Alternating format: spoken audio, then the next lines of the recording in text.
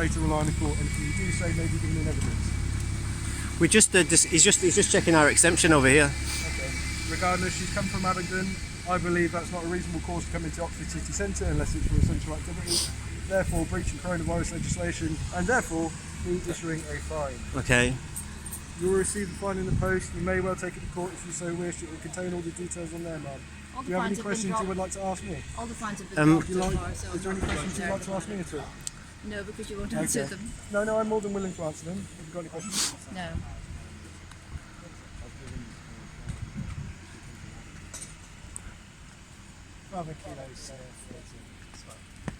Is it not reasonable to meet somebody within your bubble? You can't meet outside of your household. You can go you're attracting other people to come and see you. We've only attracted you at the moment. Yeah, absolutely. But no one's going to come while we're here, are they? Can I ask you as well? But you about just about your oath is not a big deal. But doesn't it say that you have to uphold human rights in the police constable's oaths? It does, but and is this not? This is coronavirus guidelines that we're enforcing here. Yeah, but which one would you give precedence to, like the right of human rights, or these laws that? In the interests of the greater good, protection under the coronavirus rules. But at what point do we get our human rights back? Pardon? What point would you enforce? You've still got your human rights, of course you do. We don't. Well, it's just the simple fact is that you're in breach of the coronavirus. But don't you think that there's an inherent contradiction in telling me about human? I know you don't. I know you can't have an opinion, but can I just express mine just 1 second? Well, I'm just sad at the state of policing today. I mean, what about criminals? What about real criminals? There's many of them. And I'm not one. Have you got any suspicion that I'm committing a crime? Yeah, you breach coronavirus regulation, which is not a law. crime. Which is legal. It is cold, yeah. It's not a crime.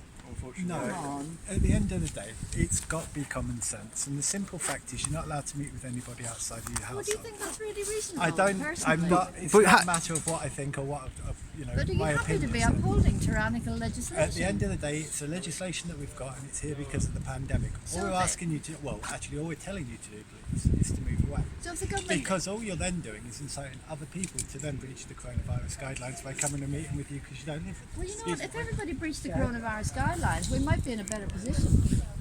Because as it is, we're heading towards fascism, and there's no way that you can possibly disagree with me there. If this continues, we're heading for full-blown fascism. The right to peaceful protest is set out in the Nuremberg Code. I found in court that you are actually breaching that. It's the right. It's just the right to be outside your house with somebody else. Do you not think that's inherent human right? At the end of the day, I mean, we obviously have. Yeah, we obviously all have have to protect one another, and that's the purpose of the pandemic legislation. Yeah, but all we're telling you to do, please, is to pack your stuff up and go. Yeah, well, so we'll go. We obviously go because we're not daft. But the thing that we're being told is to protect one another. That's inherently dangerous because these lot. I mean, again, it's my opinion, and we could argue about this all day.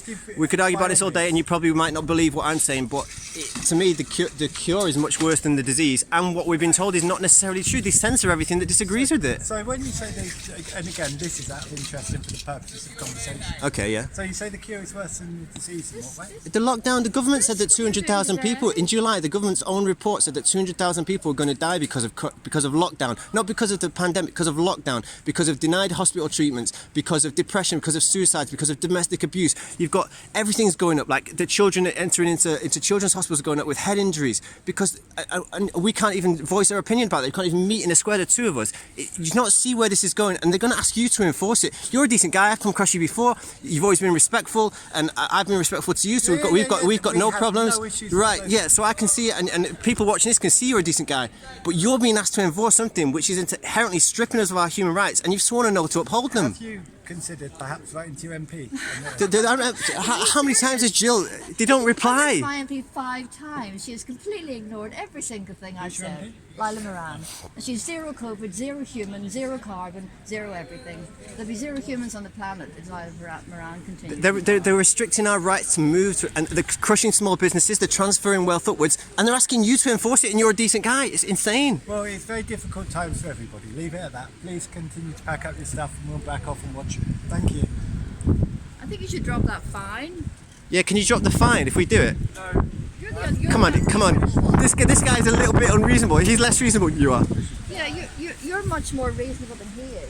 He don't listen. At the end of the day, it is what it is. So if you'd like to continue to pack up your stuff... We'll do it. I have respect for you, but I ask you to explore that amongst your colleagues, what we've said, that those points, that's all. because I think that's really important. And you've joined the force for noble reasons. I've watched the way you police. You're fine, right? No complaints. In fact, most of the Oxfordshire police, he's a little bit narky, the one we just spoke about. I've had no complaints about any of the police officers I've seen through this. They've been asked to enforce unreasonable laws, and they've done it with like a kind of grace, you know, the best they can. And I've said some things that might have got me in trouble, and they've left me alone. Even that guy left me alone last time.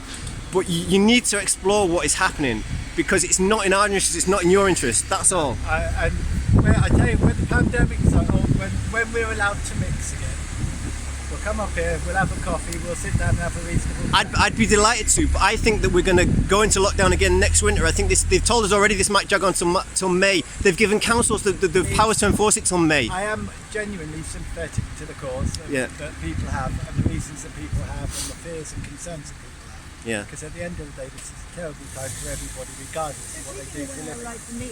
I mean, what government I'm has not any going to. right? I'm not going to discuss it anymore because I'm holding Yeah. you up. Okay. All right. So if you could please pack up your stuff, and as I say, when this lockdown is lifted, perhaps we can meet up and have a chat about other things.